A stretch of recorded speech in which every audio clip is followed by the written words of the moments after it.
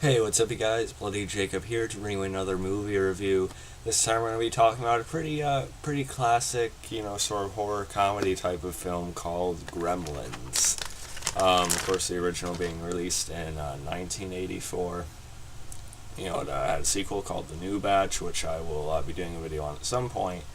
But this is another one of those movies that people would assume I've seen, but I haven't. I just watched it the other night, and I thought I'd finally actually get around to talking about it. Got the DVD copy here. But yeah, so Gremlins, like I said, it came out in 1984, and of course the premise I'm sure everyone is aware of, but I'll just read it off the wiki real quick just to sum it up. The film is about a young man who receives a strange creature called a Mogwai as a pet, which then spawns other creatures who transform into small, destructive, evil monsters. So yeah, this is kind of a Christmas movie. Kind of a nice little holiday film, right? So yeah, I went into this. I knew what Gremlins was, but I'd never really seen anything movie wise of them before. So I kind of had the idea in my head that was sort of like I knew what I know they turn into like evil, little sadistic creatures and stuff like that. But I didn't know much more about the film itself. So I kind of went into it assuming it was kind of be like a child's play type of thing. When their nature are revealed and it turns into like a sort of a dark horror comedy type of thing. And it sort of was, although I wouldn't say it was like as serious horror oriented as a Child's Play could be at times. Although Child's Play again, it could delve into the comedy side of it a little bit too. But I would say it's not quite as like focused on the horror aspect of it. It's a little bit more light than that. Although I'm sure like everyone that I'm talking to right now who actually watches this video has seen Gremlins, so I'm not really telling you anything new here. But yeah, when this movie came out, it was rated PG. And I wouldn't go that far with it. I wouldn't say it's that light. But even the rating on here, it says PG. And from what I read, Gremlins, along with one of the Indiana Jones movies, apparently was one of the films that actually caused the PG-13 rating to be invented. So I think that's pretty cool. Like I said, it isn't as violent as something like Child's Play or, of course, like any of the other like '80s slasher movies. Definitely is. It has its creepy little bits and things that some parents don't like their little kids to see, I guess, because there was a lot of controversy with it when some kids seen it because of the PG-13 rating in the '80s.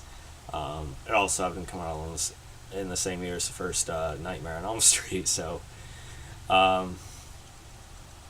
It's definitely not scary or anything. Like I said, there's little moments that are kind of creepy.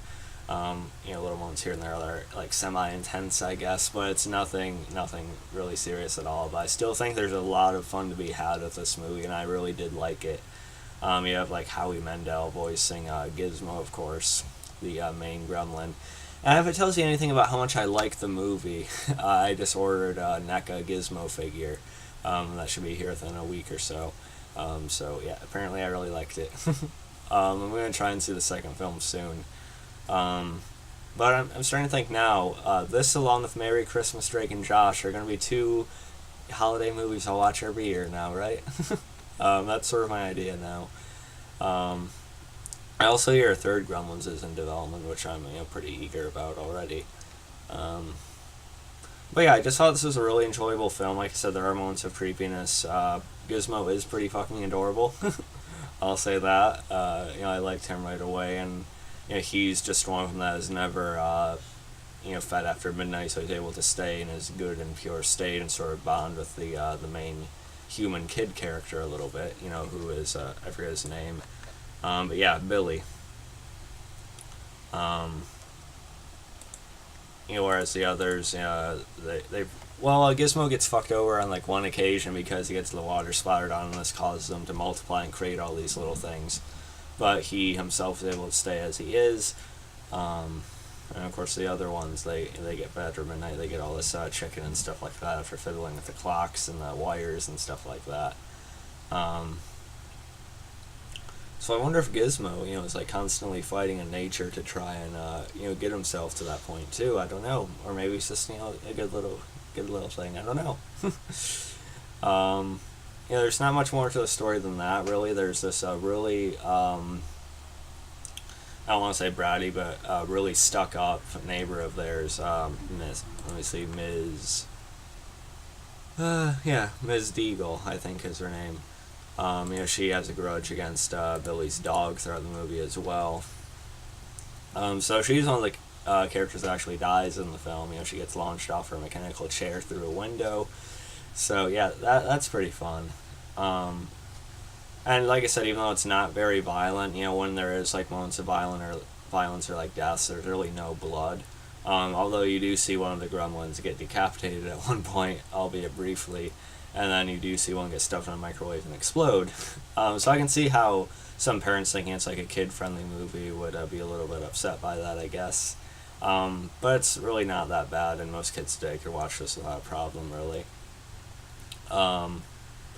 I still like that there were little things about it that kind of kept it, a little bit like on the edge, I suppose, maybe. Although calling Gremlins edgy isn't very, very, much right now.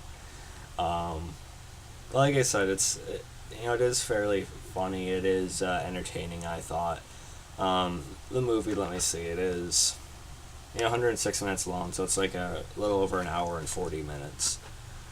It does feel a little bit long, I will say. I feel like it was a little bit stretched out, with the Gremlins raid on the town and everything. But again, it is, fun to watch, when they're at the movies distracted by Snow White, I think it is.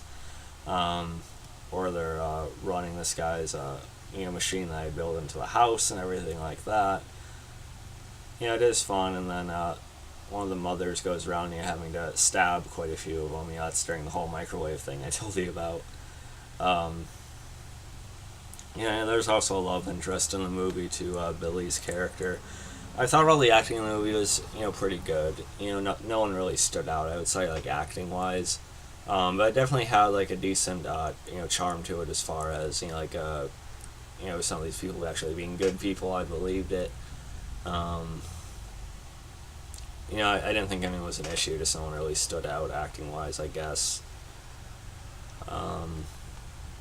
So yeah, Gremlins. I'm glad I've finally seen it. Like I said, I have that figure coming in the mail, so I obviously, got into it to a certain extent. If I had to rate Gremlins, I'm giving it a B plus at this point. Mostly because of Gizmo being so fucking adorable and the movie just being fairly entertaining in general. I was debating between a B and a B plus though. It's not. I wouldn't say it's like great, but I think it is a very good time to be high. I think it's a movie everyone should see really in a certain way. And Gizmo's just adorable. He's just chilling out at a certain point. He's just trying to play his trumpet, and then here come the other ones just fucking shit up. This isn't my best review. I'm not sure what else I can delve into detail-wise about it. But I highly recommend seeing this if somehow you haven't, like I have. If you've been under another rock like I have, then yeah, definitely see it. I'm glad I own it. I am planning on seeing the new batch soon, even though I hear that's even more comedy-oriented than this one was. So yeah, let me guys think about Gremlins, how you see it today, or what you thought of it back when it first got released, if you've seen it then. So yeah, follow me on Facebook, Twitter, subscribe. I'll catch you guys next time. Peace.